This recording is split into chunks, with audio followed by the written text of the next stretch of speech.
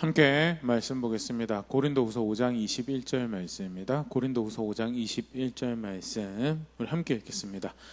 하나님이 죄를 알지도 못하신 이를 우리를 대신하여 죄로 삼으신 것은 우리로 하여금 그 안에서 하나님의 의가 되게 하려 하심이라. 아멘.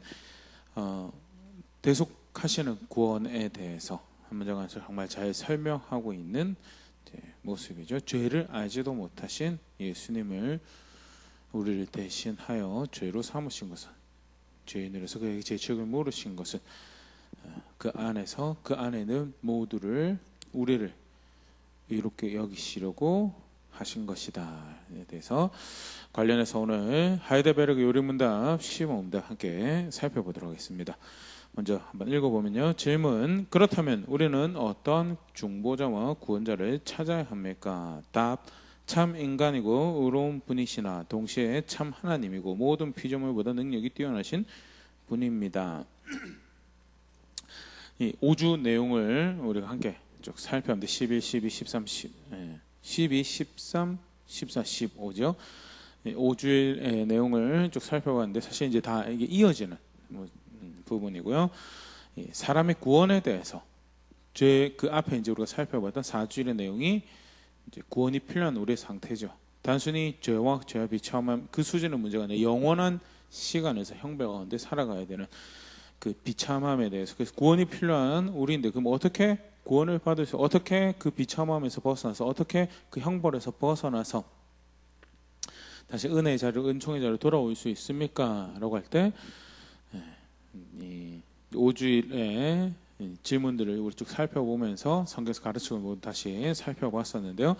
간단히 다시 한 번 더 보면요. 먼저는 죄책이라는 거죠. 죄책임에 대해서 실제로 우리가 범하는 죄는, 성경에서 우리가 범하는 죄는 단순히 개인을 망가뜨리고 관계를 망가뜨리고 사회에 큰 폐해를 입히는 수준으로 가르치고 있지 않고, 성경의 죄는 그런 잘못된 모습들, 그릇된 불의 열매들이 분명히 있죠. 그런데 그거보다 더 원천적으로 뿌리 깊은 심각한 문제가 뭐냐? 바로 하나님을 대적했다는, 여러 말씀 우리가 살펴볼 수 있지만 잠언 17장 5절 가난한 자를 조롱하는 자는 그를 지으신 주를 멸시하는 자요, 사람의 재앙을 기뻐하는 자는 형벌을 면하지 못할 자니라. 가난한 자를 조롱하는 것은 비윤리적입니다, 비도덕적입니다 라고 사회에서는 이야기되어, 우리 관계 안에서는 굉장히 이렇게 바른 것보다는, 의로운 것보다는, 선을 행하기 위해서 애쓰는 것보다는 부정적인 영향을 관계에 미쳐야 됩니다라는 평가를 받는 모습인데요. 근데 성경은 뭐라고 이야기를 하고 있는가? 가난한 자를 조롱하는 것은 그를 지으신 주를 멸시하는 것이다. 더 사실은 이 죄된 표현에 대해서 더 심각하게 표현할 수 있지만, 분명한 것은 이 죄는 사람과 관계와 사회에 대해 악을 행하는 것뿐만 아니라 원천적으로는 하나님을 멸시하는 것이며, 정의롭고 그리고 그 관계 가운데 사랑을 펼쳐가지고 창조하신, 그리고 그렇게 경영하고 계시는 하나님을 멸시하는 죄다라는 것을, 사람의 재앙을 기뻐하는 것도 비도덕적이다, 비윤리적이다 이야기하는 수준이 아니고요, 하나님 앞에서 형벌을 받을 존재로 여겨진다라는 것. 이게 성경에서 우리의 죄를 설명하고 있는, 가르치고 있는, 하나님 보시기에 우리의 죄가 어떤 죄인가, 단순히 우리끼만 망가지는 것이 아니라 하나님을 대적하는, 만드시고 소유하시고 그리고 그 뜻과 그 분께서 결정하신 질서대로 세상을 경영하고 계시는, 그래서 씨가 심어졌을 때 열매가 맺어지게 하시고 별과 별 사이의 관계와 거리를 결정하시고, 굉장히 시편에 보면 그런 아름다운 표현들이 많이, 누가 물에 경계를 지었으며 파도에 경계를 지었으며 누가 아침마다 그렇게 해가 떠오르게 하며, 그 모든 것이 사실은 하나님의 다 통치에, 하나님의 질서 가운데 생을 유지하고 그의 통치로 그 하나님의 아름다움을 기뻐하는 그런 자리에 있는 건데, 우리의 죄가 뭐냐? 그 질서를 파괴한 우리의 죄가 뭐냐? 다름 아닌 그 주인을 대적하고 그 통치를 대적하고 그 소유권을 부정한 하나님을 멸시하는 죄다라는 것. 나아가서 하나님에 대해서 지은 죄가 있고, 더불어서 그 죄를 좌시하지 않으시는 하나님의 정의가 이제 우리에게 대속의 구원이 필요한 모습으로 성경이 가르치고 있는 거죠. 출애굽기 34장 6절 7절에 보면 여호와께서 그의 앞을 지나시며 선포하시되 여호와라 자비롭고 은혜롭고 노하기를 더디하고 인자와 진실이 많은 하나님이라. 인자를 1000대까지 베푸며 악과 과실과 죄를 용서하리라. 그러나 벌을 면제하지는 아니하고 아버지 악행을 자손 3, 4대까지 보응하리라. 자비롭고 은혜롭고 노하기를 더디하고 사랑이 풍성하신 하나님이시다라는 것이 하나님께서 자기를 소개하시고 백성에게 알리신 하나님의 모습이죠. 그러나 정말 중요하게 우리가 간과하지 말아야 돼요. 모든 성경을 가지고 하나님만 아는 모든 하나님 백성은 절대 간과하지 말아야 돼. 중요한 사건요. 하나님은 죄를 죄라고 하시는 분이시다는 거예요. 회개하는 이들을 용서하시고 품으시는 은혜도 베푸시며 용서하시는 은혜를 베푸시지만 하지만 죄에 대해서 책임을 물으시는 하나님이시고 그게 하나님의 정의로우심이죠. 그래서 죄를 짓지 않고 어떤 상황이나 환경 가운데서 하나님 보시고 의를 행하는 자에게는 하나님의 정의가 그것이 구원이 반드시 베풀어지는 구원이 되긴 하지만 동시에 그것이 죄인에게는 언젠가는 반드시 그에게 임할 미쳐질 하나님의 심판을 의미하는 게 하나님의 정의고요. 하나님 대적하는 우리의 죄에 대해서 하나님의 정의는 죄의 책임이 그에게 있다. 죄의 책임 반드시 그에게 있고 그의 그 책임을 물을 것이다라는 것이 하나님 정의가 기능하고 있는 바죠. 그래서 우리에게 대속의 그 죄의 값을 해결하는 그 죄의 책임을 해결하는 구원이 필요하다는 것. 실제로 그 죄의 싹은 하나님을 향한 죄의 싹은 로마서 6장 23절 사망이다, 죽음이다. 우리 하나님 대적하는 죄가 있고 그 죄를 좌시하지 않은 하나님의 정의가 있고 그 정의에 의해서 영적이고 육적이고 영원한 죽음에 해당한다라고 비참한 상태가 되어버린 것이 우리 죄의 실제적인 모습이죠. 그런데 그러면 그 죄값을 해결하면 되지 않을까? 네? 실제로 우리 주변에서 그 죄값을 해결할 수 있는 방법이 없더라라는 것이 이제 성경에서 가르치고 있는 바죠. 먼저는 사람으로서는 불가능하다라는 것. 왜 사람이 불가능하냐? 첫 번째, 모든 사람은 하나님 앞에서 동일한 그 죄의 책임이 있는 사람들이기 때문에 로마 3장 23절 모든 사람이 죄를 범하였으며 하나님의 영광에 이르지 못하더니 몇 가지 선을 행한 거 잘한 거 있습니다. 위경기를 본다거나 아니면 어떤 뛰어난 일을 하신 분들의 업적을 살펴볼 때 정말 훌륭하구나, 정말 의롭구나, 정말 바르게 선택하셨구나라는 것을 볼 수 있는 그런 본들이 모델들이 분명히 존재합니다. 그럼에도 불구하고 하나님 앞에서 하나님 판단할 때 의롭다라고 여겨지만은 사람이 과연 있던가? 하나님의 정의에, 하나님의 거룩에, 하나님 사랑에, 하나님 은혜로우심에 합당하다라고 여겨진 사람이 과연 있던가라고 할 때 없다라는 것이 성경에서 가르칩니다. 도저히 사람으로는 자기 자신으로는 불가능하고 더불어서 그러면 뭔가 좀 훌륭한 사람들이 도와줄 수 있지 않을까라고 생각을 해볼 수가 있죠. 그럼에도 근데 성경은 그 사람들 역시 자기 죄의 책임이 있는 사람이고 죄인이 죄를 대신 감당할 수 없죠.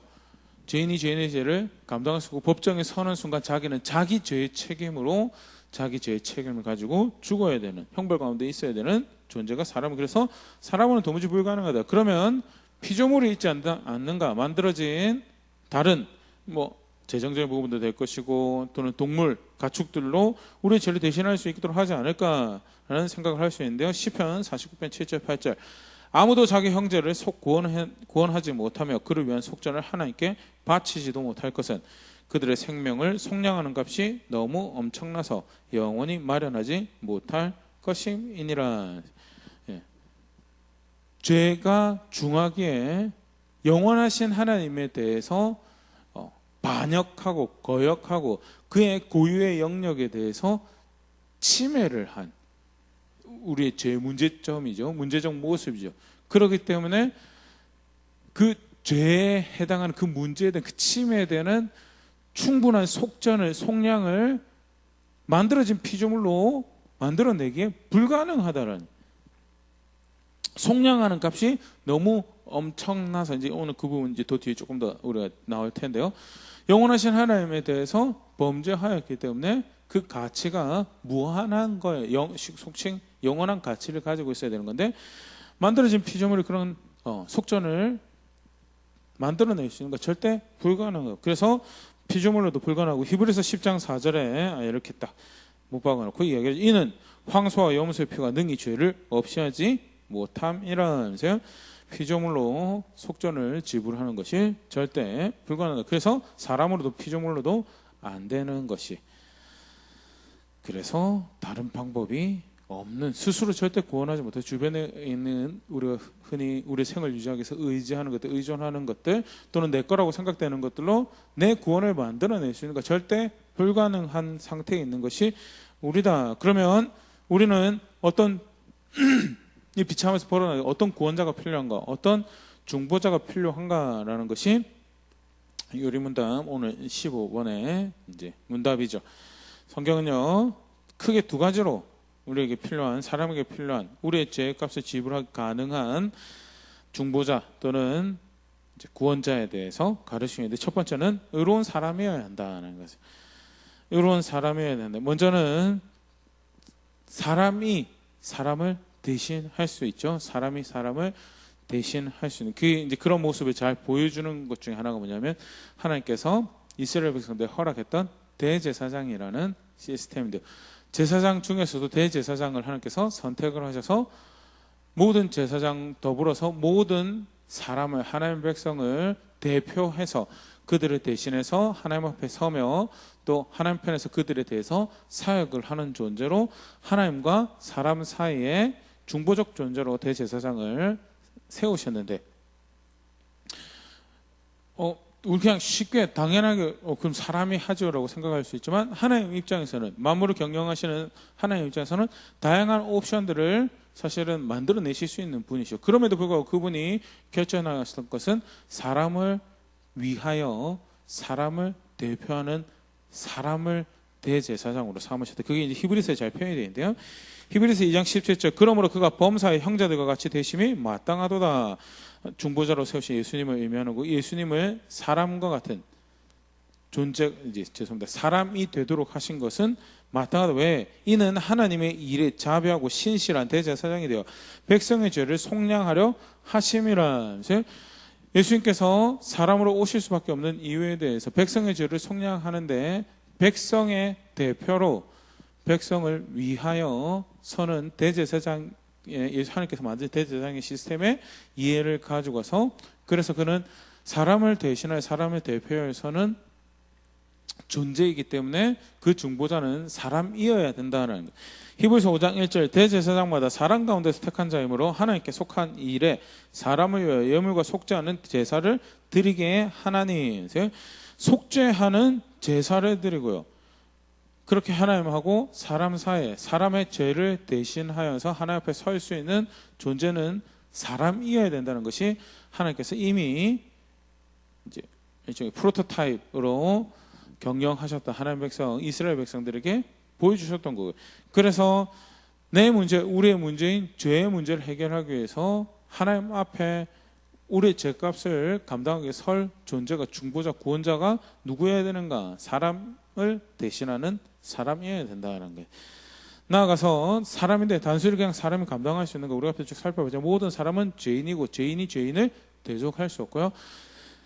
그러기에 의로운, 하나님 보시기에, 하나님 법정에서 하나님께서 보시는 판단 앞에서 의롭다고 여겨지는, 죄인이 아니라 의롭다고 여겨지는 사람이어야 된다는 거예요. 이 역시 하나님께서 대제사장 시스템을 운영하셨던 모습을 우리가 그 예를 볼 수 있는데요. 그 속죄일하고 관련해가지고요, 이제 히브리서 7장 27절 전반에 관련 설명인데요. 그는 저 제사장들이 먼저 자기 죄를 위하고 다음에 백성의 죄를 위하여 날마다 제사를 드린 것 같이 할 필요가 없으니 이는 그가 단번에 자기를 들여 이루셨음이라. 예수님이 다른 대제사장들보다도 더 우월하고 특별한 분이셨던 것에 대해서 설명을 하면서 과거의 대제사장 시스템이 어떻게 운영되었는가를 간단하게 이야기를 한 건데, 먼저 자기 죄를 속죄하고 그 다음에 백성의 죄를 속죄할 수 있었던 대제사장의 모습을 이렇게 소개를 하고 있는 거예요.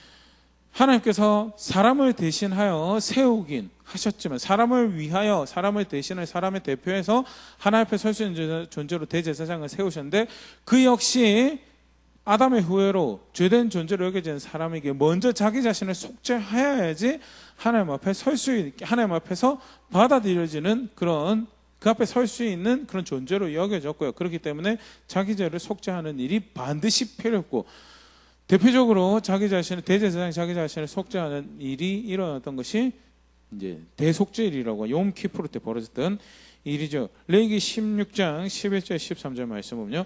아론은 자기를 위한 속죄제 수송아지를 들이대 자기와 집안을 위하여 속죄하고 자기를 위한 그 속죄제 수송아지를 잡고 향로를 가져다가 여호와 앞 제단 위에서 피운 불을 그것에 채우고 또 곱게 간 향기로운 향을 두 손에 채워 가지고 휘장 안으로 들어가서 여호와 앞에서 분향하여 향연으로 증거궤 위 속죄소를 가리게 할지니 그리하면 그가 죽지 아니할 것이며 자기를 속죄하고 자기를 속죄한 것도 우리 앞에 살펴봤죠. 황소와 염소의 피가 충분하지 않기에 향연으로 자기를 하나님의 영광 앞에서 가려야지 하나님 앞에 설 수 있는 그것이 대제사장, 일대 대제사장이죠. 아론의 모습이었던 것을 성경은 이렇게 표현을 하고 있고요.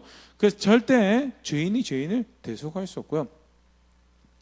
반드시 죄인의 속죄를 이루기 위해서 하나님 앞에서 죄 없다라고 여겨지는 존재가 되어야지. 죄 없는 속신 그게 이제 오늘 문답의 표현이겠죠. 의로운 사람이어야지 속죄를 이루기에 중보의 그 사역을 감당하게 가능한 존재, 그런 존재가 우리에게 필요하다라는 것이 이제 성경 안에서 가르치고 있는 바고요. 두 번째로는요, 동시에 그러면서 피조물보다 뛰어난 참 하나님이어야 된다라는 것. 참 사람이면서 의로우신 참 사람이어야 된과 더불어서 피조물보다 뛰어난 참 하나님이어야 된다. 그럼 먼저 피조물보다 뛰어난 분이어야 된다라는 것. 왜 피조물보다 뛰어내야 된다라는 것 우리 앞에서 48봤지만요. 과연 하나님께 대해 영원하신 하나님께 대하여 그 크신 하나님께 대하여 범죄한 우리의 죄에 대해서 속량을 한다라고 했을 때 피조물의 것으로 대가를 지불할 수 있는가라고 했을 때 시편 49편 7절 8절 자기 형제에 대해서 그 생명의 값이 속량값이 너무 엄청나서 그 어느 누구도 속전을 하나님 앞에 마련할 수 없다라는 걸 성경에서 가르치고 있는 거예요. 그래서 반드시 참 사람이고 의로운 사람이어야 되면 동시에 피조물 모든 만들어진 존재보다 뛰어나서 그 값을 그 문제를 해결할 수 있으면 속전을 지불할 수 있을 만한 그 죄책의 요구를 감당할 수 있을 만한 그런 존재여야 된다라는 것. 그래서 반드시 피조물보다 뛰어난 왜 피조물로는 감당할 수 없는 죄의 값이 그래서 어떤 존재여야 되느냐 참 하나님이어야 된다라는 것이 이제 성경에서 가르치고 있는 거죠. 간단하게 한 세 가지 부분 참 하나님이어야만 하는 이유에 대해서 먼저 로마서 8장 3절 4절 보면요. 율법이 육신으로 말미암아 연약하여 할 수 없는 그것을 하나님은 하시나니 곧 죄로 말미암아 자기 아들을 죄 있는 육신의 모양으로 보내어 육신의 죄를 정하사 육신을 따르지 않고 그 영을 따라 행하는 우리에게 율법의 요구가 이루어지게 하려 하심이니라. 하나님 법에 의해서 문제가 있어요. 죄 책임이 있어요라는 우리의 문제를 해결하기 위해서 하나님께서 하나님 아들을 보내셔서 하나님이 그 요구를 해결했는데 그것은 사람이 하나님의 기준의 요구를 해결할 수 없어. 오직 하나님의 법에 하나님의 요구를 해결할 수 있는 분은 하나님밖에 없기 때문에 우리의 죄가 하나님을 대적하여서 하나님의 법에 의해서 하나님 기준에서 문제 있다라고 여겨졌기 때문에 그 문제를 해결할 수 있는 그 죄의 값을 죄의 책임을 해결할 수 있는 것은 하나님 말고는 없다라는. 그래서 우리의 중보가 되고 우리 구원이 되는 존재는 참 하나님이어야 된다라는 것. 첫 번째 그런 이유에서 하나님의 요구는 하나님의 법의 거룩한 하나님의 정의로운 그 요구는 정의에 의한 공의에 의한 요구는 하나님만 해결할 수 있기 때문에 참 하나님이어야 된다는 것. 두 번째는요. 사실 똑같은 부분이 같은 부분인데 그래서 예레미야 23장 5절에서 6절에는요. 예레미야 선지자를 통해서 오실 중보자, 오실 구원자에 대해서 이야기를 하시는데요. 여호와의 말씀이니라 보라 때가 이르니 내가 다윗에게 한 의로운 간지를 일으킬 것이라. 그가 왕이 되어 지혜롭게 다스리며 세상에서 정의와 공의를 행할 것이며 그의 날에 유다는 구원을 받겠고 이스라엘은 평안히 살 것이며 그의 이름은 여호와 우리의 공의라 일컬음을 받으리라. 5절에 보면 하나님께서 다윗의 혈통을 통해서 그 후손 중에 구원할 자를 세우실 것이다.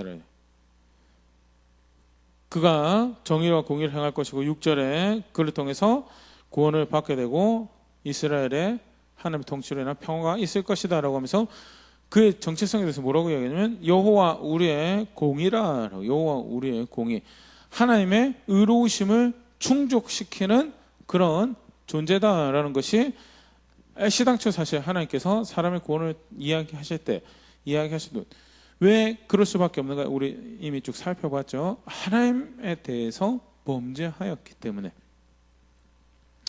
하나님 앞에서 의롭다 여겨지는 그런 존재여야 되고, 나아가서 그가 감당하신 모든 부분이 그 의로움을 충족시킬 수 있는 존재여야 되기 때문에, 그래서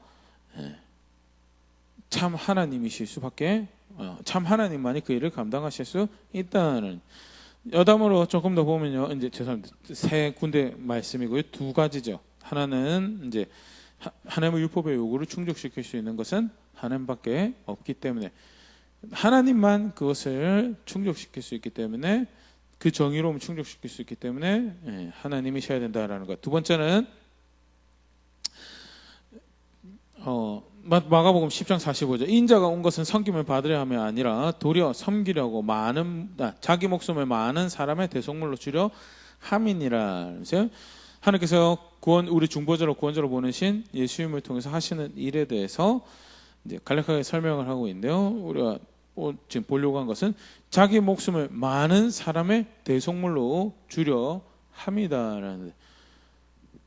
한 사람은 한 사람의 죄값밖에 감당을 할 수 없잖아요. 자기 목숨을 대가로 주면 죄삭시 사망이라고 했기 때문에. 그런데 많은 사람을, 모든 사람을 위해서 대속을 제공할 그 죄의 비참한 문제를 해결하기 위해서는, 그러면 그 인구에 해당하는 한 명 한 명의 대속이 존재해야 되는데 불가능하고요. 그래서 이렇게 신학자들 표현할 때 참 하나님만이 그 일을, 많은 사람을 위한 구원을 제공하기 위해서는 참 하나님만이 그 일을 하실 수가 있다는. 그래서 피조물 감당할 수 없는 죄값을 감당하기 위해서 피조물보다 뛰어나신 분이시죠. 궁극적으로는 그 율법의 요구와 많은 사람에게 그 은혜를 베푸기 위해서 참 하나님만이 그 중보자와 구원자가 될 수 있다라는 것. 간단하게 계속해서 이제 그 다음 문답에서 우리가 이 부분 조금 더 같이 살펴볼 텐데요. 간략하게 다시 살펴보았습니다. 그래서 실제로 사람의 구원은 죄책이, 그 죄값이 해결돼야 되는 건데, 그러면 누가 그 죄값을 해결할 수 있던가? 아무도 없더라. 그러면 우리는 어떤 중보자가, 구원자가 필요합니까? 의로운 사람으로서 하나님 앞에 죄 없다 여겨지면서 사람을 대표하고 사람을 대신할 수 있는 그런 중보자입니다. 동시에 피조물이 감당할 수 없는 죄값을 감당하기 위해서 피조물보다 뛰어나신 분이셔야 돼요. 만들어진 모든 존재들보다 뛰어난 분이셔야 돼요. 궁극적으로는 참 하나님으로서 하나님의 정의의 요구를 감당할 수 있는 분이시면서 많은 사람에게, 모든 사람에게 구원을 베푸실 수 있는 그런 분이셔야 된다라는 것. 그렇기 때문에 성육신 하셔서 참 사람으로 오신 하나님의 아들, 우리에게 필요하다라는 그런 결과에 이제 도달한 것이 그 다음 부분인데요. 이제 계속 다음 시간에 살펴보고요. 오늘 우리 함께 살펴본 부분 가지고요, 이런 부분 다시 한번 더 생각해 볼 수 있으면 좋을 것 같습니다. 사람으로도 불가능하고요, 만들어진 모든 피조물로도, 돈으로도 안 되고 동물로도 안 되고 그 어떤 만들어진 것들로도 되지 않는 것이 우리의 구원이다라는. 다르게 표현하면요, 우리가 사람이 마치 구원해 줄 것처럼, 또는 돈이 나를 구원해 줄 것처럼, 어떤 다른 만들어낸 무언가가 나의 문제를, 나를 그 궁극적 문제를 해결해주고 평화를 가져다 줄 것처럼 그의 종이 된다면, 그거보다 불쌍한 선택이, 그거보다 어리석은 선택, 그거보다 속음으로 자기 인생, 자신의 삶을 이렇게 낭비하는 그런 선택이 없다라는 거예요. 고린도전서 7장 21절 23절 간단한 말씀, 바울이 교회에 다시 전달하면서요, 이 부분을 이야기를 하고 있는데요. 내가 종으로 있을 때 부르심을 받았느냐 염려하지 말라. 그러나 내가 자유롭게 될 수 있거든 그것을 이용하라. 주 안에서 부르심을 받은 자는 종이라도 주께 속한 자유인이요 또한 그와 같이 자유인으로 있을 때 부르심을 받은 자는 그리스도의 종이니라. 너희는 값으로 사신 것이니 사람들의 종이 되지 말라. 비참한, 뭐 지금도 종이라고는 비참하지만요, 로마 시대 옛날에는 사실은 이제 사람이 아니었죠. 사람이 아니었고 거의 물건에 대한 그 생사를 결정할 권리가 자격이 없었다라는 그렇게 일컬어지는 존재였는데 그럼에도 불구하고 복음이 또 중보하시는 예수 그리스도를 알게 된 사람은요, 종으로 있어도 문제가 되지 않고 또 반대로 종을 소유한 자유인으로 있을 때도 문제가 없다라는. 비록 하나님께서 기회를 허락하신다면 종에 벗어나 자유롭게 될 수 있는 기회가 있다면 그렇게 하지만 종이기 때문에 반드시 자유인이 되어야 되고 그런 것은 복음 안에서 사실 더 이상 의미가 없다는. 왜? 그 벗어남이 진정한 자유를 주더냐? 그게 아니거든요. 반대로 자유인이기 때문에 마치 뭔가 권리가 있는 사람처럼 그렇게 해서 살아갈 것 절대 아니다. 왜? 예수님에 의해서 간신히 생명을 얻어 살아가게 된 존재니까 그 어떤 것도 자기를 얽매인다고 하지 사회적으로 볼 때, 세상적으로 볼 때 그렇게 보일 수 있어도 궁극적으로 예수님 의존해서 생명을 유지하고 있기 때문에 그리스도의 종으로 살아야 되는 것이, 종된 자리에 있어야 되는 것이 그게 신앙을, 복음을 바로 이해한 모습이에요. 그렇기 때문에 절대 어떤 경우도 그 시스템의 종이 되지 말고 사람의 종이 되지 말라라고 가르치고 있는 것이, 그렇게 권면하고 있는 것이, 그렇게 도전하고 있는 것이 바울이 고린도 교회에 편지하면서 이렇게 언급하고 있는 내용인데요. 사람이 구원을 할 수가 없습니다. 우리 지금 쭉 살펴봤죠. 절대 사람으로는 불가능합니다. 그렇기 때문에 어떤 사람도 구원자로 여기서는 절대 안 될 것이다. 여기서 구원자라는 것은 단순히 죄의 문제 해결뿐만 아니라 크고 작은 여러 선택 가운데서 하나님 뜻을 대신하여서 나의 삶을 유익하게, 하나님 말씀을 대신하여 나의 삶을 유익하게 할 것이다 라고 여겨지는, 그것을 대신할 수 있는 어떤 존재로 여기서도 안 된다는. 선배의 조언에 대해서 귀를 기울일 수 있죠. 선배의 조언에 대해서 귀를 기울일 수도 있고, 아버지나 먼저 사셨던 분들의 조언에 귀를 기울일 수 있어요. 근데 그것이 유익이 되죠. 그런데 그럼에도 불구하고 그 자리가, 그 조언이 유익하다는 사실, 그를 나의 구원자로 만들 수 있는가? 절대 아니다는. 그렇기 때문에 내가 기준을 가지고 분별해야 되는 대상이지, 그에게 맹신하여 내 인생을 맡기고 그의 판단에 의해서 내 삶이 좌지우지되는 그런 자리를 가게 된다는 것은 무엇으로 구원받는가에 대해, 무엇으로 내 문제가 해결될 수 있는가에 대해서 큰 착각을 하고 있는 모습이다라는 것. 다시 오늘 우리 함께 살펴봤던 부분에서 생각해 볼 수 있고요. 절대 그래서 사람이 종이 되어서도 안 되고요. 나아가서 돈의 종이 되어서도 안 돼. 아무리 많은 돈을 가지고 온다고 해도 영원하신 하나님을 대적한 그 문제 해결이 되더냐라는, 안 된다는. 많은 물건이, 많은 소와 양이, 많은 소유가 값비싸게 재료로 만들어낸 어떤 신상도 그 문제를 해결할 수 있더냐? 없다는. 그렇기 때문에 그 어떤 경우에도 피조물의 종이 되어서, 피조물을 우리가 잘 사용할 수 있죠. 돈도 사용할 수 있고 여러 가지 편리한 기구들을 사용할 수 있죠. 그런데 그거의 종이 되어서, 그게 있으면 행복하고 그게 없으면 불행해서 그것을 얻기 위해서 다름질하며 정말 인생의 방향이 무엇을 향해야 되는지, 어떤 기준을 따라서 선과 악을 판단하고 행복과 만족을 결정하고 살아야 되는지를 망각해버린 채 그것으로 기준 삼아서 거기에 종이 돼, 거기에 그걸 쫓아서 살아가게 된다면 정말 안타까운 모습인데요. 다시 한번 생각해 보시죠. 사람의 종이 절대 되어서도 안 되고요. 어떤 피조물의 종이 되어서도 안 되고요. 다만 그리스도의 종으로 유일한 구원자가 되시고, 이제 계속 우리가 살펴보고 이제 하나님의 복음이신 하나님의 종으로 살아가는 것이, 그 진정 구원이 어디서부터 나는지를 아는 백성의 모습이다라는 것, 간단히 생각해 볼 수 있는데 한번 돌아볼 수 있으면 좋을 것 같습니다. 실제로 굉장히 유능해 보이는 사람의 조언이 있고요, 또 모든 것을 만족시킬 것 같은 우리 소유물이나 피조물, 피조 세계에 우리가 누리는 것들이 있죠. 또는 광고를 통해 접하게 된 그런 부분들이 있는데요. 근데 궁극적으로 그게 내 영과 내 육의 진정한 행복을, 궁극적 만족을 가져다 줄 수 없다라는 거. 실제로 우리의 죄의 문제는 죄로 인한 비참함은 그걸 해결이 절대 안 된다라는 것.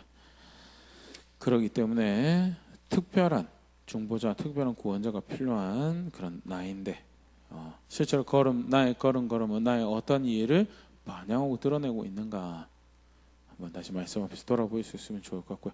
혹 사람의 종으로 누구 말에 귀 기울이며 살아가고 있는가를 잘 보면 이제 그런 부분이 더 보이겠죠. 사람의 종으로 또는 물질의 피조 세계 어떤 가치관의 이해 종으로 살아가고 있다면, 깨닫게 하신 분들 또 생각나 계신 부분들 정직하게 말씀 앞에 다시 가져갈 수 있으면 좋을 것 같고요. 주인으로 삼아야 될 분명한 존재가 있다라는 것. 유일한 구원의 중보의 존재가 있다라는 것. 실제로 우리의 말을 결정하고 우리의 생각을 결정하고 우리의 선택 하나를 결정하는 그런 자리에 있을 수 있으면 좋을 것 같고요. 그렇게 자라난 자리에 있는 우리가 될 수 있으면 좋을 것 같습니다.